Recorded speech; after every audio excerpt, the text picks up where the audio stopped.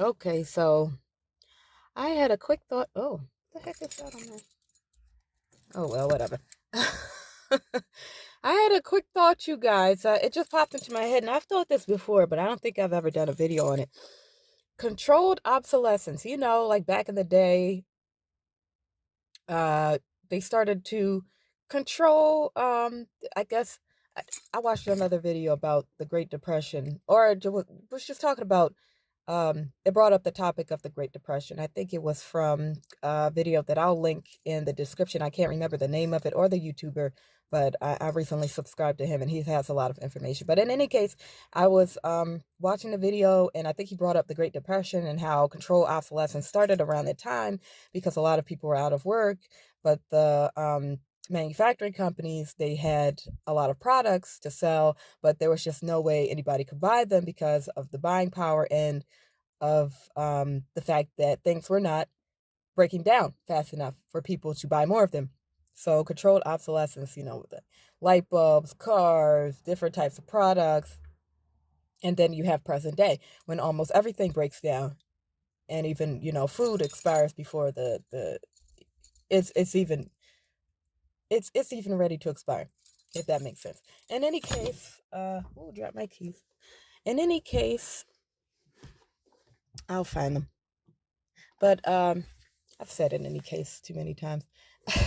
One more time. In any case, I was just thinking about that. And I was thinking about some of the products because I remember seeing a clip from not the Great Depression, but something about a light bulb that was hanging up and it's been hanging up in, I don't know, a warehouse, a storehouse, a barn, house, some place where this light bulb that's like been around since the 1920s and it's still hanging up and it still works.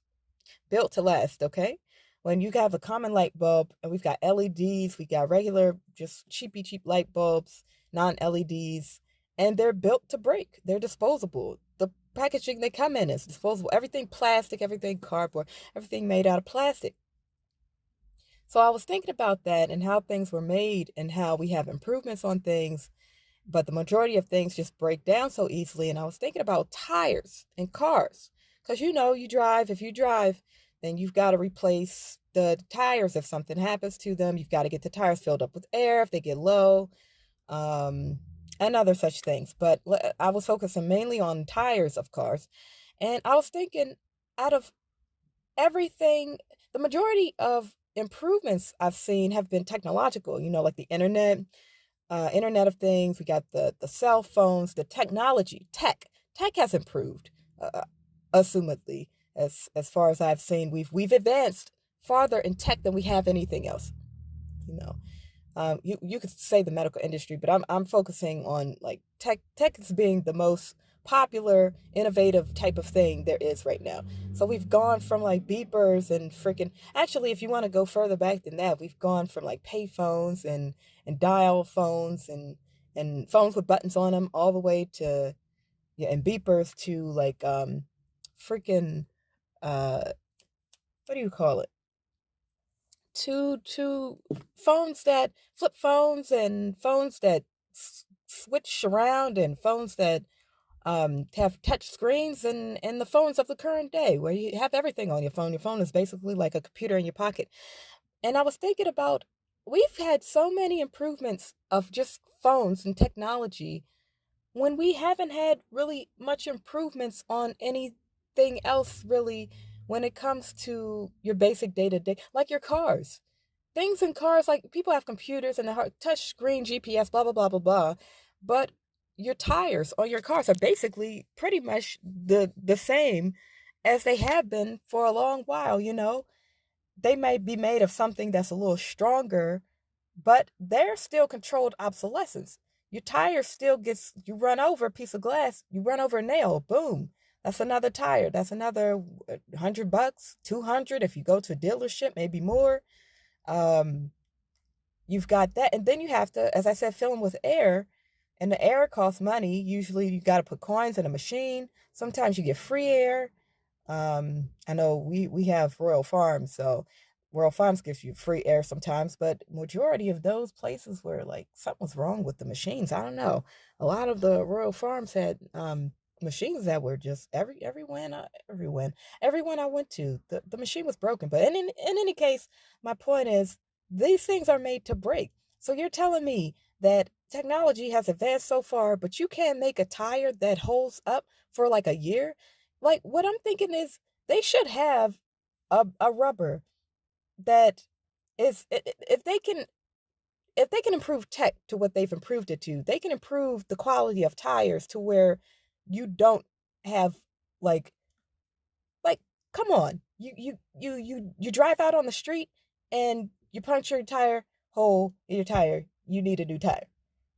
It's that shouldn't be happening. You should buy tires that hold up for like a year no matter what you drive on.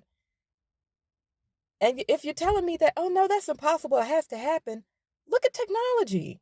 Look at technology. We went from freaking gramophones to freaking computers in your hand. You telling me they can't make a tire that doesn't cut as easily? Like you may get like a tiny little scrape in it, but it doesn't puncture a whole hole in your tire. You telling me they can't make rubber? They can't improve rubber quality for it to last up to at least 6 months without getting a hole in it?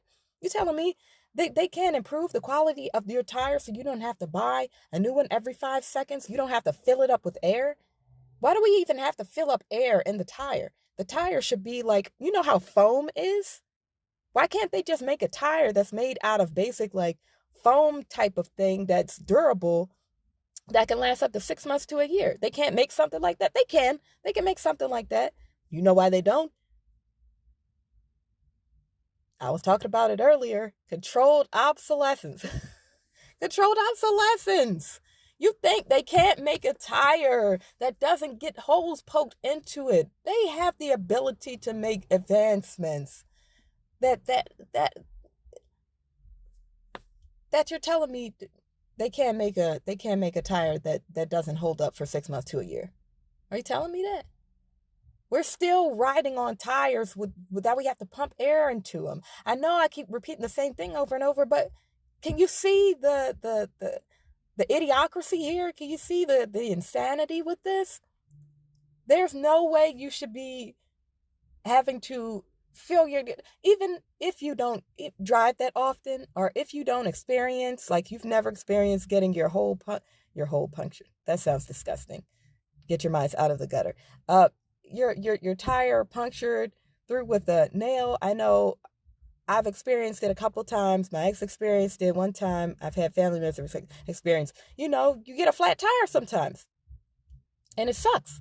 You gotta you're looking at your tire. So you're looking at somebody else's tire. Oh, they need to fill their tire up with air. Oh, it's getting low. There should be no reason we have to do this. There's no, unless the tire industry. The tire industry, it's an industry. If there were no tires that continually needed air or got flat, and there would be nobody to buy new tires. They're making so much money off of cars, vehicles, off of the parts, the maintenance. They shouldn't need to control the obsolescence of tires. It's overkill. It's overkill. And that's all I have to say. That's it.